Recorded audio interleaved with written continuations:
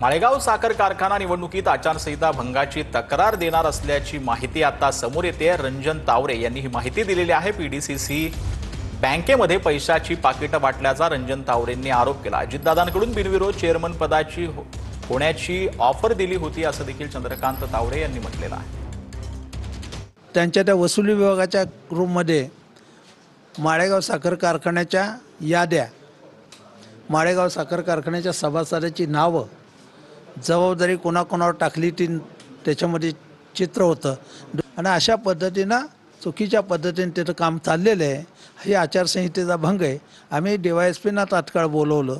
वास्तव काय हातात राहिले नाही म्हणून पैसे वाटायचं काम, पैशाची पाकिटं भरण्याचं काम त्या ठिकाणी तिसऱ्या मजल्यावर चालू असावं असा आमचा कयास होता। निवडणूक निर्णय अधिकाऱ्यांना रात्री फोनवर निरोप दिलेला आहे, मेल केलेला आहे आणि पोलीस स्टेशनलाही तशा प्रकारची तक्रार दिलेली आहे।